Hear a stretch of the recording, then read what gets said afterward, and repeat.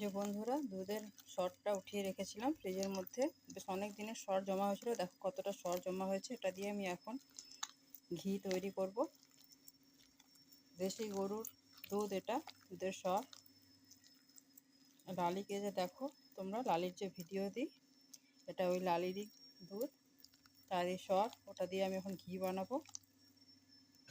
সরটাকে ভালো করে মেখে ফেটিয়ে নেব, তারপর উপর থেকে জল দিয়ে আমি মাখনটা তুলে নেব।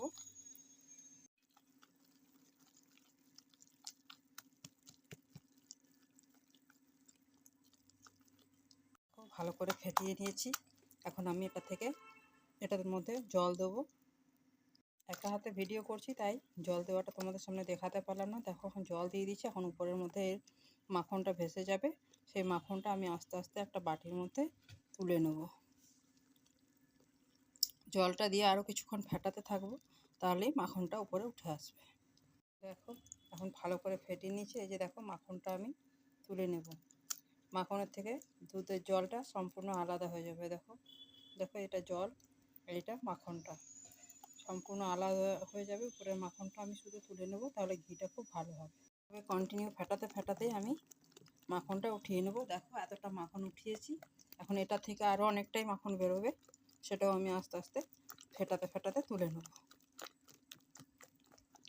যত ফেটানো হয় তত ভালো ঘিটা বের হয়, আর তত ভালো মাখনটাও বের হয়। যখন ফেটাতে ফেটাতে জলটা আর মাখনটা আলাদা হয়ে যাবে, তখন জানবে ফেটানোটা হয়ে গেছে।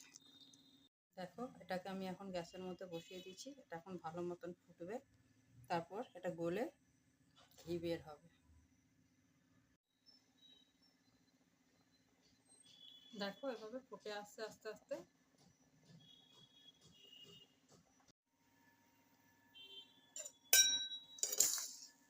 দেখো এরকম ফুটছে, তবুও জল বেরিয়েছে। ওই জলটা শুকাবে, তারপরে এই যে মাখনটা দেখছো, এই যে এটা গলবে, তারপরে ঘিটা হবে।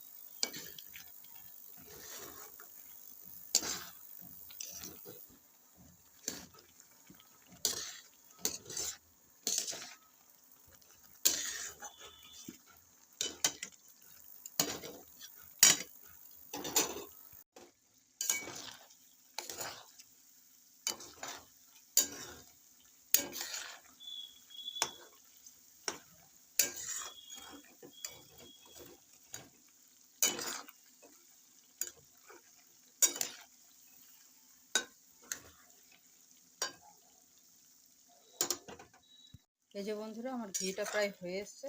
দেখো এটাও পুরো গলে যাবে, তারপর পুরো ঘিটাই হয়ে যাবে। তারপর আমি ঘিটা একটা ছাকনা দিয়ে ছেঁকে নেব।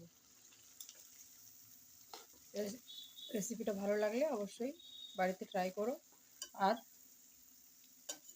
ভিডিওটা ভালো লাগলে লাইক কমেন্ট শেয়ার করে পাশে থেকো। যারা ইউটিউব থেকে দেখছো তারা চ্যানেলটাকে সাবস্ক্রাইব করে দিও। যারা ফেসবুক থেকে দেখছো তারা পেজটাকে ফলো করে দিও। পুরো ভিডিওটা দেখো, কেউ স্কিপ করো না। আশা করি ভিডিওটা তোমাদের ভালো লাগবে। ভিডিওটা এখানে শেষ করছি। দেখা হবে পরের ভিডিওতে। ততক্ষণের জন্য বাই বাই।